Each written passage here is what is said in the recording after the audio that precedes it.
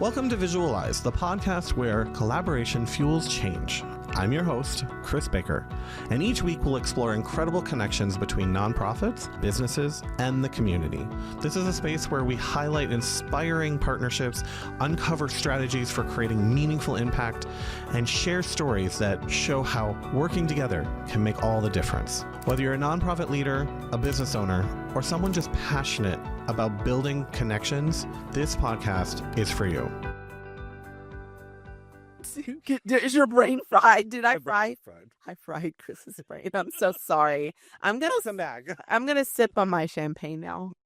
So there was a lot. That was a lot of understanding. I tell you what.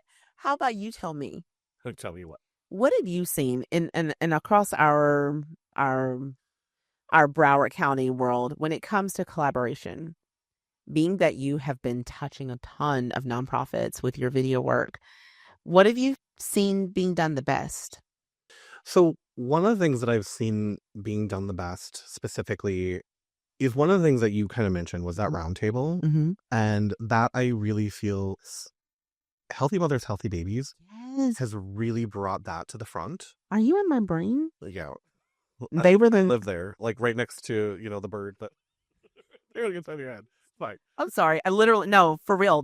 They were at the tip of my mind. So okay. their round table that they have every month, mm-hmm. some of the best collaborations that I've actually came out of there, it's just been phenomenal. Like I got to meet other people that I would never have met normally. Mm-hmm. So the vice mayor of Lauderhill was there and I got them on the show. Oh, cool. And I would never have actually met them unless it was for that roundtable. So I think there needs to be more roundtables like that. Yeah. And more opportunities to pull our people together, because then they can see what other organizations are doing, how they can work together, how they can help each other, and make a huger, better, bigger, better, faster, stronger. Are we going to go into singing now? We're going to start singing? All right. But no, we can make a better impact on the entire community because we're actually talking and we're collaborating. Yeah. We're actually not focusing on the competition. Right. And that's the one thing that I really have seen is there is a lot of collaborative action happen. So several other companies that come to my mind and they instantly go to an organization is, the Daily Drip works with Children's Harbor. And that was a huge collaboration that I'm seeing. Yeah. We've not actually had the chance to do a lot of video work with them. And they have been doing something amazing and putting out their own podcast. Right. So there is a lot of storytelling. And I think that's the one thing that really is important right now is that nonprofits really need to dig deeper into that story element so that they don't get lost in the weeds. It's that people can even understand who they are. That's the thing about telling a story is not necessarily like how I always joke and say, little black girl from Arkansas, start there. But more because I'm like, I want to tell a story about who Melinda is. So in the same way, I feel like nonprofits really have to get into the weeds, so to speak, of who are you? How did you start? So shameless plug from my client, the Dennis Project. Do you know Ontario Johnson? I don't. Oh, no, Ontario Johnson, yes. Okay, so the Dennis Project? I don't know the Dennis Project. So the Dennis Project, it is a nonprofit that focuses on providing STEM education to underrepresented youth. So it is, she's been doing this, how long ago now? I don't even want to put a random number, but it has to be over 15, 16, 17 years. Ontario, correct me later, how many years you've been doing this? But what I see is her story. If you ever go to her website, the story is in the name. So the Dennis Project is actually named after her grandmother. And that is where she got her start, her fire, her understanding for the need to provide things to other people who don't have. So in the STEM world, in the technology workforce world, it's very underrepresented, right? You don't see a lot of people of color, a lot of women of color, a lot of women. And so that became her desire. It's like, you know what? It's because they don't have the education. They don't have access to those educational opportunities. And that's what she does. So I believe so much in the telling of stories, which is why Visuals by Momo is such near and dear to my heart, because you have the same desire to tell people's story and to tell it in a way that brings people in, not just in a, here's our mission, here's our focus and our vision, but no, who are you? How have you served? What are the stories that have created impact, lasting impact, and the people, what does it look like now after they've touched you? A few years later, what does it look like? And seeing, so the Dentist Project, seeing those children that have graduated, that may not have graduated and gone to college before, but because they were connected with the Dentist Project, now they've got this future in tech that they wouldn't have had before. So I love a good story. So one of the things that I really appreciate, the plug that you're giving, Visuals by Momo, I do want to definitely go back to Momo because he sees it. Who is Momo? Momo is business partner for Visuals by Momo. That's why it's in the name. Oh, it's named after. Shut up all the time. I'm kidding. But so, and he's behind the scenes right now, and he hears the information. He hears the mission. He hears the values. He hears the branding information. And he's able to pull that and make something emotionally impactful for the organization. Right. And when we actually get full creative reign, oh my God, kiss beauty. Mwah. Because we don't focus on the numbers. Right. And that's where I think a lot of nonprofits get stuck. They do. Is they're like, you're still thinking in grantor brain. Right. Instead of community brain. And grantor brain, you've got to still have it. You need that one pager that shows the amount of impact you've done and all the good things. You have to have the numbers. You have to show all the data. Right. Like, we get that. Yeah. But with all of the freezing and everything that's happening, at this point, it is more important to switch your mindset as a nonprofit to that emotionally impact brain. Yep. And look at building a story that's actually going to resonate with the community. Yeah. You need to pull them at their heartstrings. Yep. And go, how are you connecting? How do I feel when I see this video about your organization? Right. If you're doing just this is our mission, this is our branding, you're giving facts, you're giving information, it's not going to resonate and get you the money you need to survive. It's not going to resonate with people's hearts. It's not even a thing that people think about, right? I think about the money that I do give to different organizations like the Taylor's Closet. I actually haven't. Have you ever met Linda? Is it Giambeasti? Am I saying your name right, Linda? I'm so sorry. I'd be butchering folks' names, but Taylor's Closet is an initiative that over the years has lived inside of the Broward school system. And so they would go into high schools, and it would be a club called Bloom.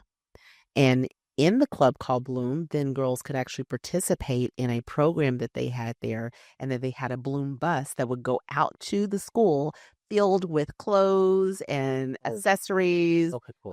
Yeah, very cool. Very, very nice stuff. And it provided this opportunity these girls probably would never have had to go shopping for this kind of stuff, to have these sort of conversations. My daughter was able to be a part of Bloom during her, I'm getting old, I don't even want to say how long ago that was now. The fact that she's a whole adult, graduated from college, whatever. But seeing the stories, it was the stories from Bloom that actually caused me to be a Ladies of Love, that caused me to actually give still money till this day. Money still comes out of my account for Taylor's Closet because I believe in their mission, but their mission was given to me through a story. It was emotionally impactfully driven. Right. You could feel it. Exactly. And you connected it on a personal level. Right. Which now they captured you for life. Like, that's all it takes. Take my money. And whatever that money is, if it's $20 a month, $100 a month, $1,000 a year, whatever. $25 a month adds up. Over the past how long? When did English graduate from college? I don't know. No, from high school. You don't know when English graduated? How old you? My daughter is English, Denise Pollard. She works for Sobe Rehab. Okay. She graduated in 2017. Okay, so that was 8 years ago. I've been giving $25 a month for 8 years. That adds up. Now, looking at the revenue streams for what nonprofits need at this moment, especially if you were heavily relying on grants, $25 times 100 people a month is $2,500 a month.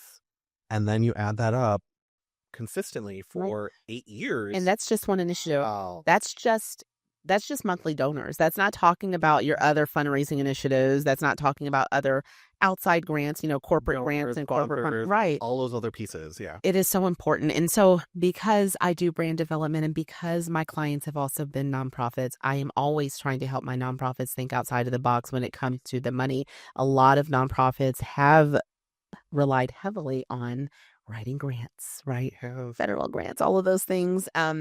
But you cannot let that be. It's diversifying. If you're a person, you wouldn't put all of your money into one mutual fund, right? You would need to own real estate. You would want to have investments in this. You want to have the business here. That's how a nonprofit needs to think. Is they need to think about diversifying where their funds and their dollars come from. Past conversations that we've had with other guests on the show over this season has really been about, removing that stigma that nonprofits should not have overhead. They are a business. They are a business. So are they operating outside in a field? How do they not have overhead? Well, but that's the thing. Like most grantors won't give them money for overhead. And so honestly, in some ways, like this is changing the whole perspective. Like, okay, now if you're getting $25 a month from the community members, right, and you're building up that resources of revenue, you have a different choice of where to put it. And you can build a business that's going to sustainably live past the person that started it. Right. Because honestly, and that's one of the biggest reasons I'm focused on creating this show, is I want there to be a legacy. Yeah. Because without them building it as a business, it can't outlive you. Right. It's gone the minute you're gone. And that can't be. That's why it doesn't. What is our word for 2025, Chris? Residual. And so it's looking at creating residual options for nonprofits is going to be the hugest portion. And by telling your story in the right way to the community, right, it opens up that door. Right. It opens up that possibility for them to live beyond just the one person. We got to help them think outside of the box because, the years are changing. The times are changing, right? And, of course, I shamelessly plug the store that I shop from, Melaleuca. But I plug it because the residual income that nonprofits get from telling people about the Melaleuca store, you don't even want to know the dollars that some nonprofits. I was just listening to it wasn't a podcast, but like a Zoom call, and literally there are nonprofits that Melaleuca is paying.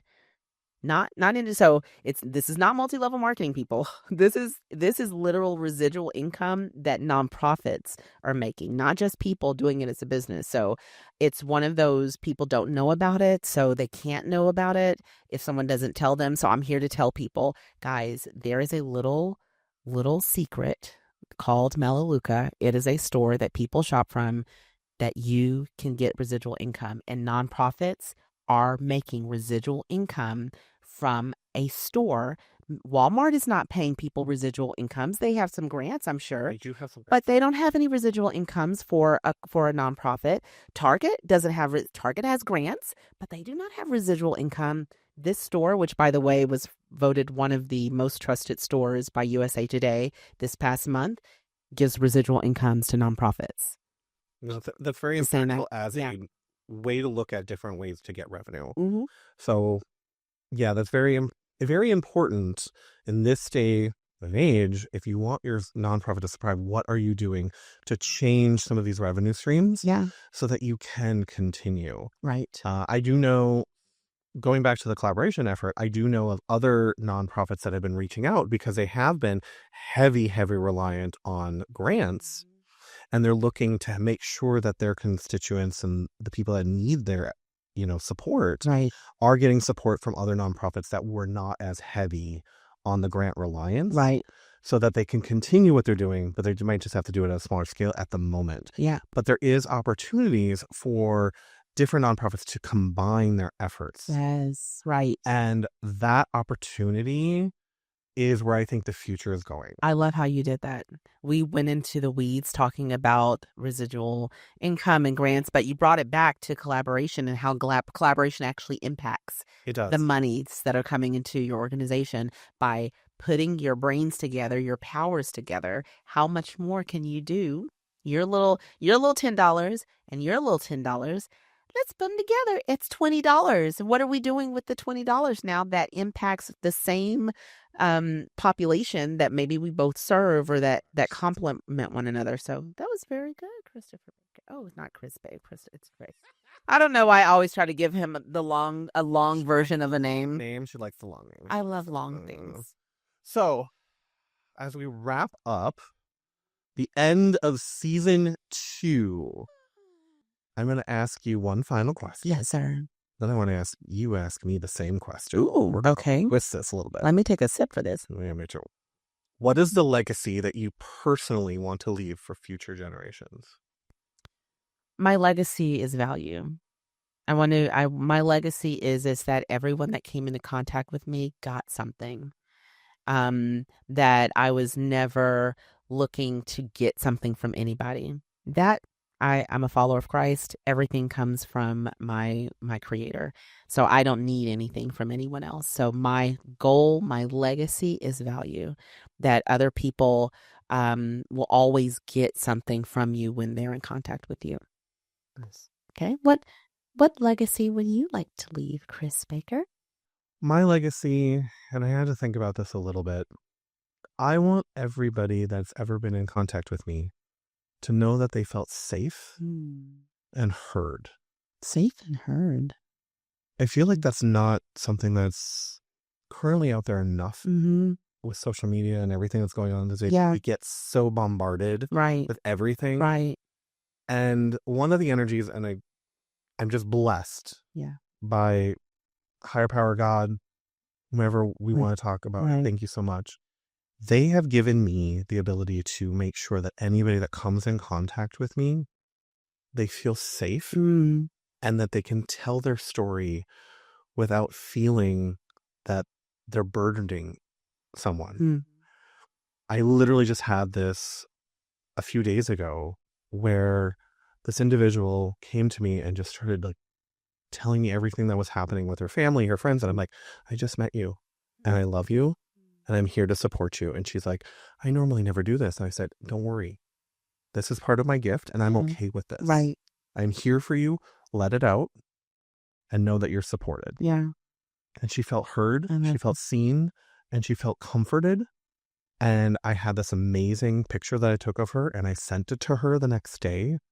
So she also got some beauty behind it. A residual the next day. It just lasted for a little excellence. You know who I don't know if she knows that she also has this legacy? I'm not sure if this is her intention, but April Stewart. I miss her. Little plug, a real estate agent in Boca Raton who also is doing arts classes for small groups, arts and crafts. It's very, very cool. She's an incredible artist, but she called me yesterday and I'm going over her artwork and, loving and spilling all over like all of this incredible artwork that she's doing and excited about her new initiative for arts classes.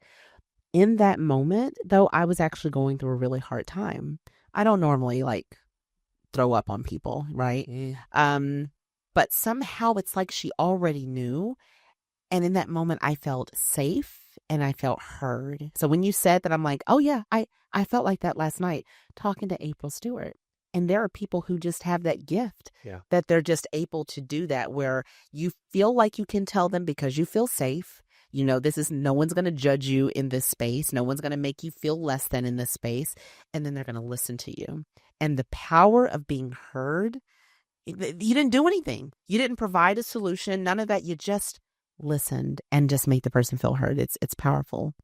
It can change lives in an instant. Because now they're able to process. They're able to get it off their chest. Yeah. And you don't have to take it with you. It's not yours.